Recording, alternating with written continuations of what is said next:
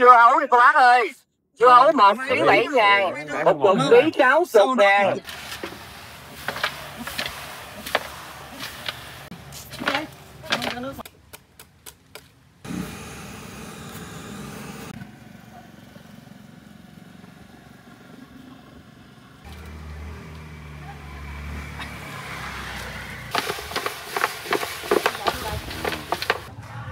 Rồi, đã xong rồi. Trời ơi, siêu đầu bếp. Cái này nó thịt có nhiều hơn, còn cái thịt có xíu à.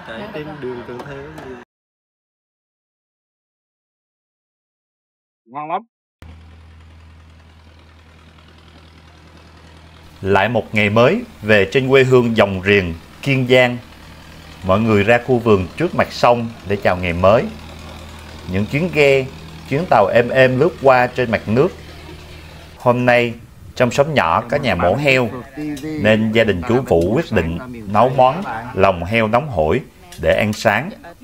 Đặc biệt, còn có món cháo nấm cực kỳ ngon. Lòng tươi, cháo nấm nè. Lòng heo ăn kèm rau sống, toàn là những loại mà mọc quanh vườn, tươi, sạch và thơm, giúp cho món ăn thêm tròn vị. Cùng nhau ăn cháo lòng nha. Sau bữa sáng, mọi người ngồi nghỉ dưới tán xoài, tán dừa, người thì nằm võng, người ngồi bàn. Bên cạnh là dòng sông, gió mát thổi, mát rượi, yên bình vô cùng. Giò heo giả cày nha mấy bạn. Mỹ Uyên đang làm cây cần đi câu nữa các bạn. Buổi trưa hôm nay, gia đình quyết định nấu món heo giả cày theo phong cách của miền Tây để ăn trưa, và cũng là bữa chia tay chúng tôi trước khi quay trở về thành phố. Anh Chính làm món gì nha các bạn? Anh Chính, người phụ trách chính cho món ăn này. Hôm qua thì anh Chính anh mua một cái khò để khò lông chim. Hôm đó cả nhóm làm món chim xào mướp. Còn hôm nay anh tận dụng cây khò này để thui phần da của giò heo. Công đoạn thui giò heo tuy đơn giản nhưng rất là quan trọng, giúp món giả cày có mùi thơm đặc trưng. Hôm nay nhà mua được 3 cái giò heo của bà con trong xóm. Nghe thì ít nhưng mà cũng phải hơn 20 người ăn mới hết đó các bạn ạ. Mấy anh em chúng tôi chẳng ai phụ được gì nhiều, chủ yếu là phụ ăn và cổ vũ tinh thần là chính. Thỉnh thoảng có phụ uống nước dừa nữa. Dừa miền Tây thì mọc đầy bờ sông, chỉ cần hái xuống, chặt và chia nhau, nước ngọt và mát liệm. Nước dừa cũng là một thành phần quan trọng cho món giả cày miền Tây. Đùi heo làm mồi bữa hôm nay nha các bạn. Về miền Tây. Bên bờ sông, anh Bảy đang bào bắp chuối. Trái bắp chuối này thì hôm qua lúc đi ra đồng không bắt được chuột, nên mọi người chuyển qua hái chuối đem về.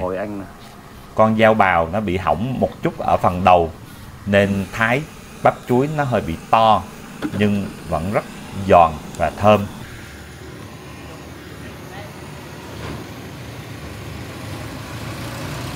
Lúc này 3 cái giò heo anh Chính thui đã chuyển sang màu vàng sậm. Sau đó được đem vô rửa sạch trước khi chặt và ướp gia vị. Đây cô bác ơi. Bánh bao đây cô bác ơi. Bánh bao chay, bánh bao mặn, bánh bao nóng hổi, vừa đổi vừa ăn. Bánh bao đây cô bác ơi. Em đây luôn, em bày em cho 20.000 một hộp.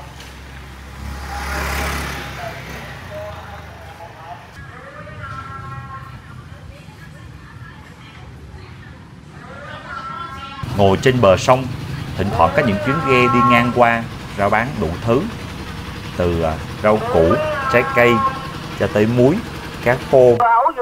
Tiếng rao giọng miền Tây nghe chân chất mà dễ thương. Dưa hấu đây cô bác ơi, dưa hấu ngọt liệm đây. Một chiếc ghe chất đầy dưa hấu, chắc là mới ra chợ sớm. Trái nào cũng tròn căng, có trái được trùm mền tránh nắng cho khỏi hỏng.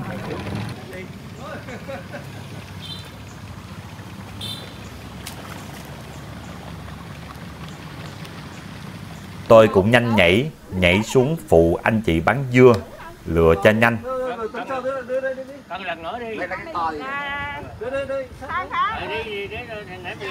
Một ký chỉ 8.000, 10 ký 60.000 đồng. Rẻ mà vui. Chúng tôi mua mấy chục ký để biếu bà con trong xóm.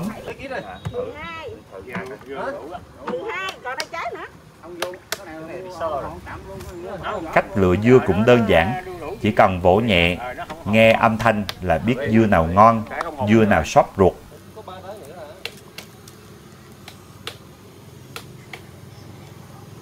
Cả nhóm ngồi xem cảnh mua bán, thích thú lắm. Đặc biệt khi anh chị mở loa rao thật to, tiếng vang khắp xóm nhỏ.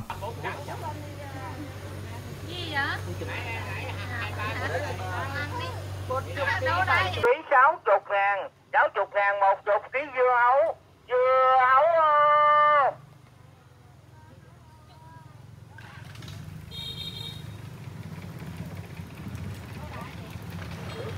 Rồi, mời cả nhà ăn dưa hấu nha. Dưa hấu. Ngon không? Gì?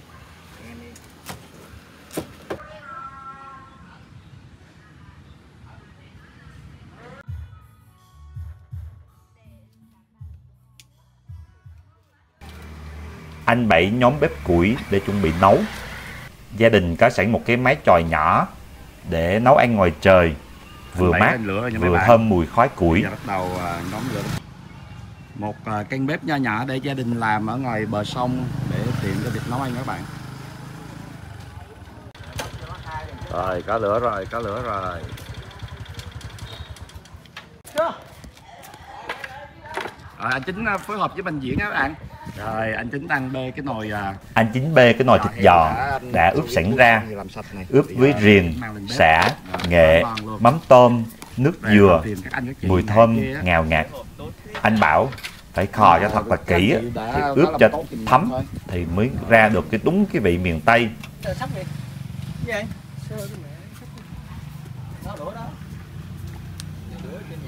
nấu thành bếp củi các bạn, rất là dân dã luôn, rất là tuyệt. Có cái máy bồn này chụp cho là không bị bỏng gió.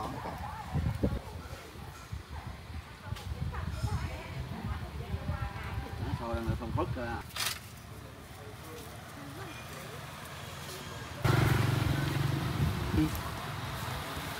Nồi được đặt trên bếp củi, lửa riu riu, mùi thịt cháy cạnh, mùi sả, mùi riềng quyện trong khói, thơm nức. Món giả cày miền Tây mình sẽ như thế này nhé.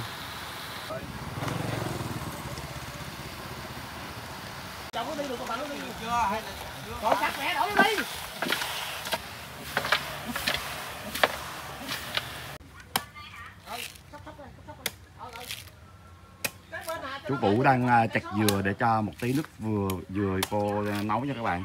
Lúc này, chú Vũ chặt trái dừa, lấy nước cho vô nồi. Nước dừa làm cho thịt mềm, ngọt, béo mà không ngấy. Anh Chính đang cho tàu á, chuyện ngon á, chuyện là hiếm lắm á. Thơm quá. Thơm quá anh Chính ơi. Thơm này thấy không? Quá thơm các bạn ơi. Rồi. Không, liền tàu thứ bảy mới đi bứt về đó. Anh Chính còn giả thêm một chút riềng cho vào sau để giữ vị thơm dịu, không quá nồng.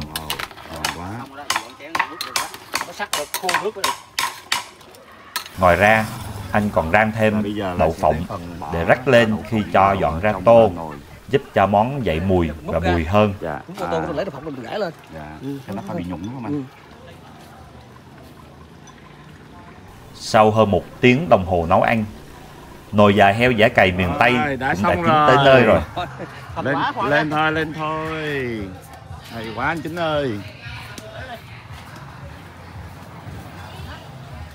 Thịt mềm, da giòn, nước sền sệt, mùi riềng sả lan tỏa khắp khu vườn.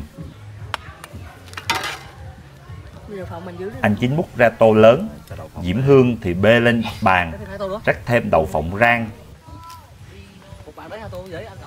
Bên cạnh là bắp chuối bào, rau thơm, ớt, mắm nêm, bún và cả bánh mì nướng than. Chỉ nhìn thôi ai cũng phải bỏ võng xuống, bước lại mâm. Một bạn nướng bánh mì hơi cháy, mọi người treo nhau bánh mì nướng than hay là bánh mì than luôn đấy.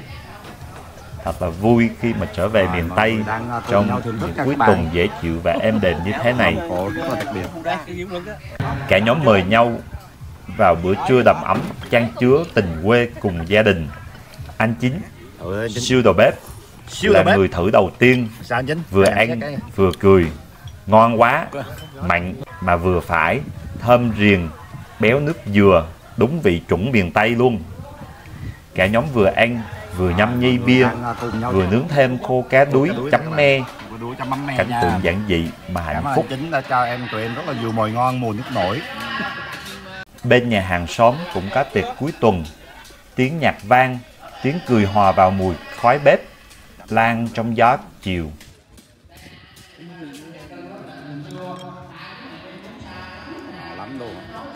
Chú Vũ vừa mua mấy tờ vé số tặng tụi tôi. Chú cười bảo, biết đâu chúng độc đắc, có tiền, lại về quê chơi với chú nghe. Hôm qua đi đồng, tụi tôi còn bắt được một ít cua và ốc bươu. Diễm Hương mang luộc lên, chấm mẻ, chua chua, thơm mùi sả ớt, ăn cực kỳ ngon. Đưa gần lên trao nha. Cái này nó thịt có nhiều hơn, con cái thịt có xíu à. Đường tự thế.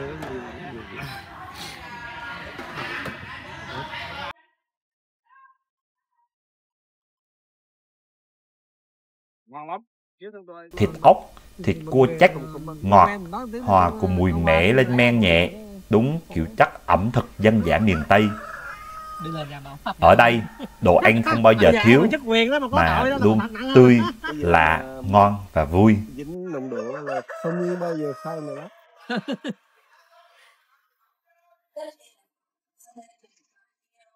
Chấm gì em vậy? Chấm gì? Anh chấm cái này cũng ngon phải nè. Cái mẻ là chấm ớt cũng ngon. Lần thứ hai. Ủa sao hả? Có lọc cá chưa? Giữa trưa, bên kia sông nhạc nổi lên, bà con nhảy múa, hò hát. Bên này, chúng tôi ngồi bên bờ sông, vừa ăn, vừa trò chuyện, tận hưởng không khí yên ả, thanh bình.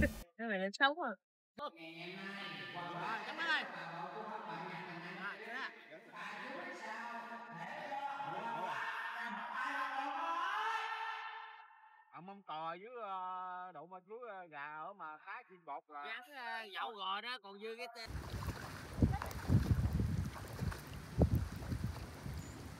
Đến chiều, trời chuyển mưa, cũng là lúc chúng tôi phải chia tay miền Tây, tạm biệt dòng riềng, nơi đã cho chúng tôi những ngày tháng đáng nhớ và những bữa cơm đồng quê, đơn giản mà chan chứa tình người. Cảm ơn các bạn đã luôn theo dõi và đồng hành cùng Phượt TV. Hãy cùng tôi chạm mốc 1 triệu subscribe nhanh nhất nhé. Phượt TV xin chào và hẹn gặp lại các bạn trong những hành trình tiếp theo.